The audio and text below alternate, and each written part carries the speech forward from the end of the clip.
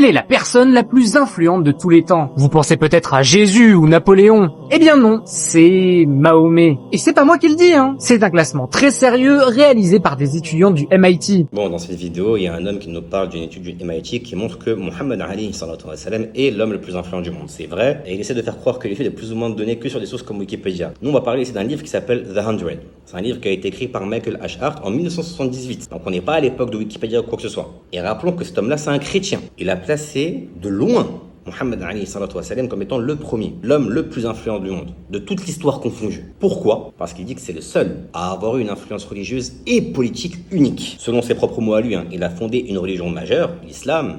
On sait que c'est pas comme ça que ça se passe, l'islam depuis Adam alayhi salam, mais il a été également un leader politique, militaire et social. Il a établi un État, dirigé des armées, et il a fait aussi une transmission complète de son message. Ça, encore une fois, c'est les mots de cet homme-là. Contrairement, par exemple, aux évangiles, et saints chrétiens, qui dit qu'ils n'ont pas été écrites du temps de Jésus, de Isa alayhi salam, Muhammad alayhi salam, lui, eh bien, le Coran, sa sunna, elle a été préservée, d'après ses dires encore à cet homme-là. Jusqu'à aujourd'hui, elle a été transmise en entier aux compagnons de son vivant à lui, chose qui a créé du coup cet État, qui, on le rappelle, a vaincu l'Empire perse et l'Empire byzantin, qui étaient les deux plus gros empires de l'époque, avec beaucoup moins de monde et beaucoup moins d'armement. Le fait également que l'islam est la religion avec la plus grande expansion et que c'est celle qui a connu la plus forte croissance, encore même aujourd'hui. Et encore une fois, on parle de quelqu'un ici qui est complètement objectif. Il n'a aucune raison de mentir par rapport à ça. Ce livre-là, il est sorti bien avant la propagande islamophobe qui date maintenant depuis plusieurs dizaines d'années. Sachant que nous, on n'a pas besoin de ça pour savoir que Muhammad Ali sallam est le meilleur des hommes. Les autres, s'ils veulent discuter pendant longtemps, qu'ils discutent.